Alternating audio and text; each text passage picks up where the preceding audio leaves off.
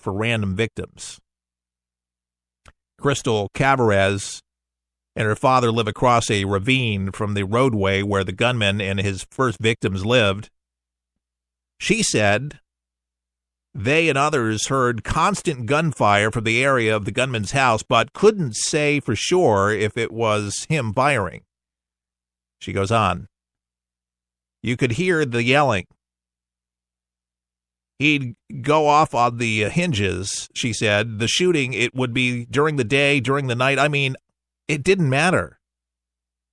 She and her father, who is president of the Homeowners Association, said neighbors would complain to the sheriff's department, which referred to the complaint back to the Homeowners Association. The sheriff wouldn't do anything about it. Gunman's sister, Sharon and Orr, said the brother had struggled with mental illness throughout his life and at times had a violent temper. Here we go again, folks.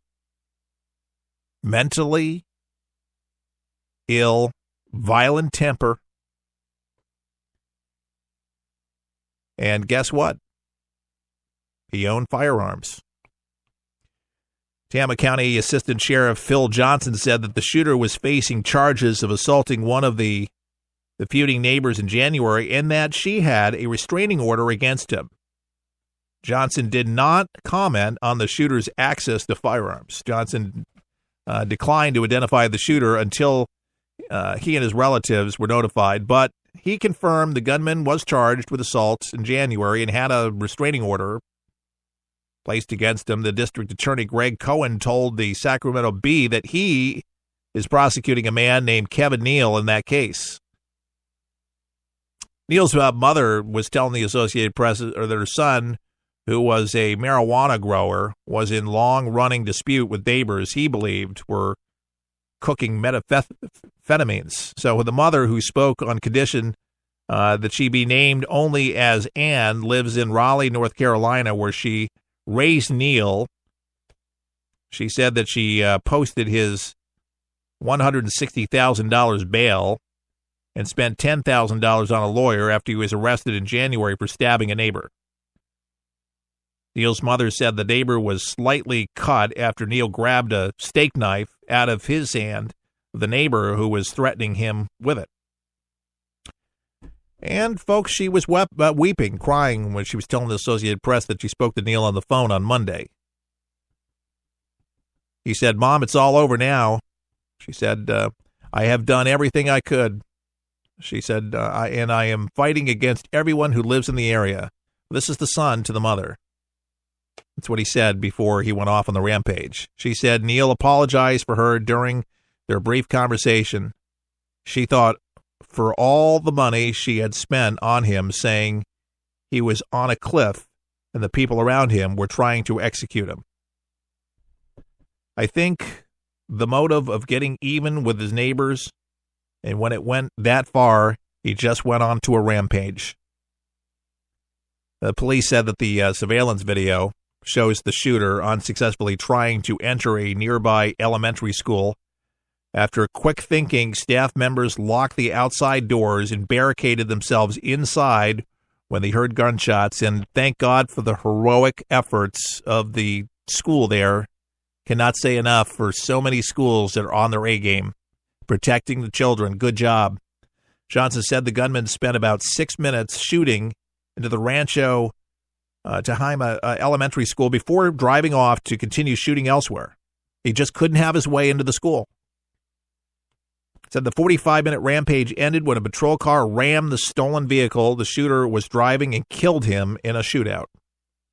Johnson said the officials received multiple 911 calls, 911 calls about gunfire in an intersection of two dirt roads. Minutes later, more calls reporting shots flooded in from different locations, including the school. Multiple witnesses reported hearing gunshots and children screaming at the school, which has one class of students from kindergarten through 5th grade. Sad story, folks. And for the mother, a very heavy heart.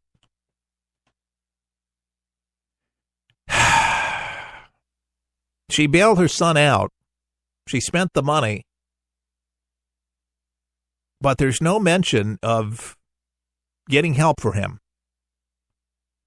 No mention of him seeing a psychiatrist. Just a loose cannon with mental illness. With a gun. And here we go again. Trump was right. There's a mental health issue. We talked about the opioid. Oh, some of them are on opioids. It just makes you even more crazier. When you're on these drugs. But this is scary, folks. But I am so impressed with the school. I'm so impressed with law enforcement officials. It could have been worse. They brought them down. But we got to do a better job with our families, with loose cannons in our small towns, our rural areas, our big cities. If we see something, we got to say something. And we need to be able to identify these loose cannons. And the local law enforcement needs to do a better job when you know you got these crazy people that are capable of snapping at any time.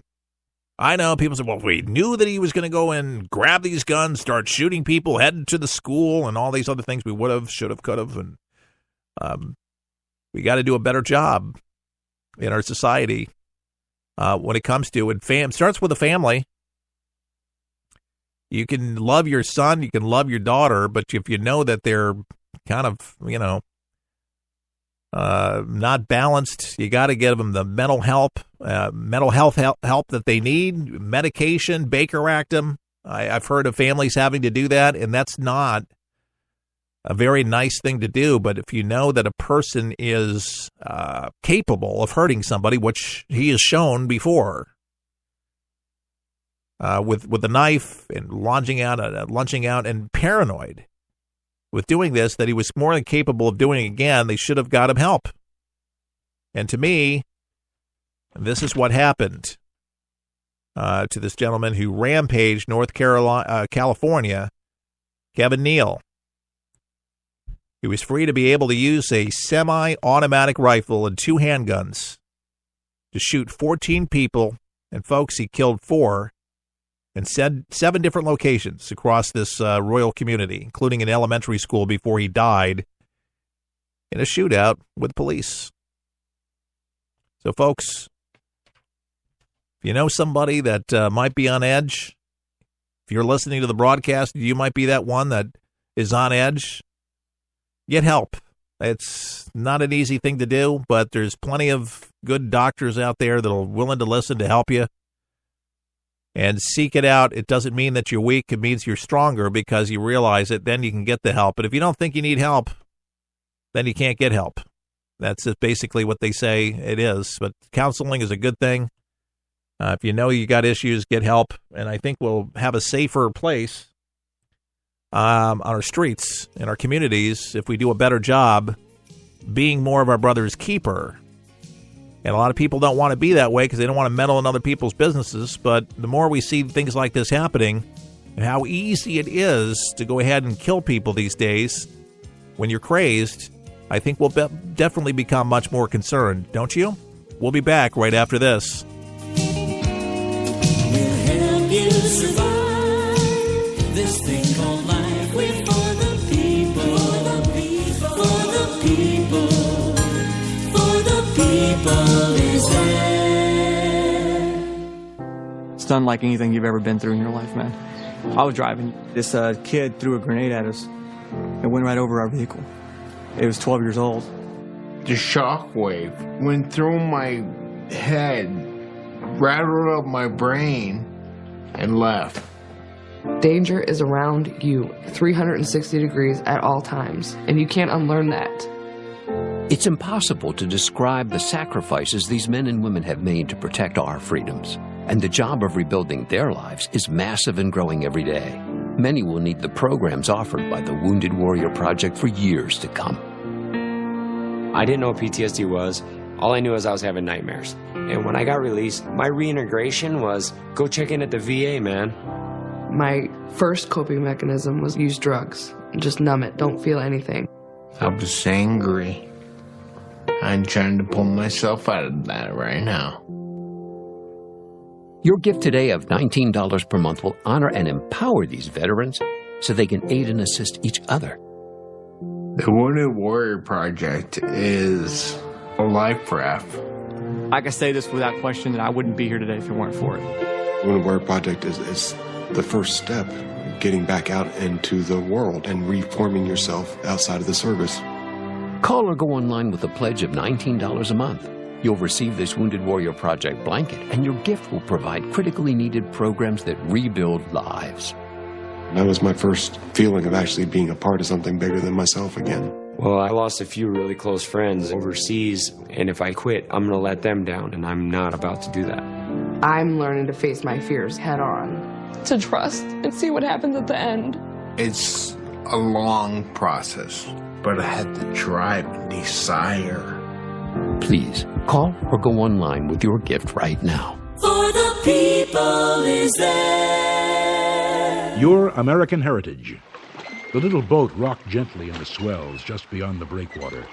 Captain Christopher Jones watched through his spyglass as the Mayflower's longboat, carrying Miles Standish and 13 other armed men, rowed to the shores of Plymouth. It was a fearsome voyage into the unknown. An unknown filled with hostile savages, disease, starvation, harsh winters, and many wondered if the price of religious freedom was worth it. But with that peculiar American mettle, they persevered. This has been Don Keyes with a thumbnail sketch of the Pilgrims of Plymouth on Your American Heritage. Your American Heritage can be heard Monday through Friday, brought to you by For the People.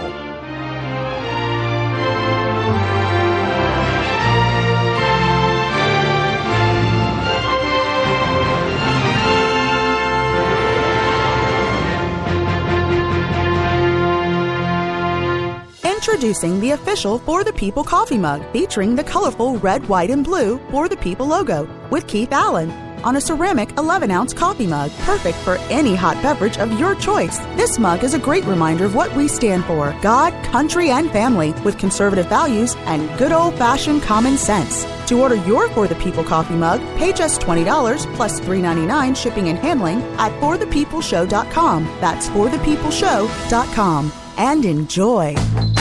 It's 6 a.m. 40 million Americans are waking up to a Gillette shave. And at our factory in Boston, 1,200 workers are starting their day building on over 100 years of heritage, craftsmanship, and innovation. Today, we're bringing you America's #1 shave at lower prices every day, putting money back in the pockets of millions of Americans.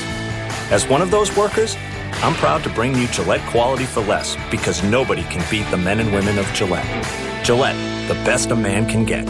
With all the choices out there to enjoy some entertainment, wouldn't it just be nice to have something that didn't cost an arm or a leg? I found something that does just that. It's called 123 Ready TV. It's one of the most remarkable apps available to start watching all of those movies and TV shows for one incredible price, just $19.99. And that's a one-time only price. Recap: all your movies, current and classic, and sports and news, and so much more. So cut the cable and stop spending money at the movies when you can truly have it all at your fingertips. No commercials, just all the entertainment you desire.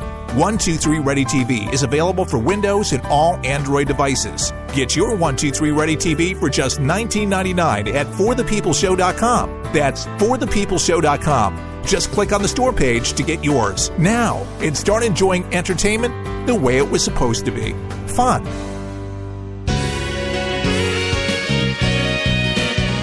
Keith Allen and For the People, broadcasting coast to coast and around the world. Appreciate the many of affiliates that carry our broadcast and so faithfully do. And Papa John's is apologizing for criticizing the NFL anthem protests. Criticizing it now. Why? Well, he criticized the NFL because the players were kneeling during the national anthem. I was very offended, and millions of Americans were offended, but Papa John says now, I apologize. Shouldn't have done it. He apologized yesterday night for the comments made by, well, the CEO, Papa John himself, John Shatner, blaming sluggish pizza sales on NFL players kneeling during the national anthem. Well, the company's stock has fallen, folks, nearly 13% since Shatner's comment.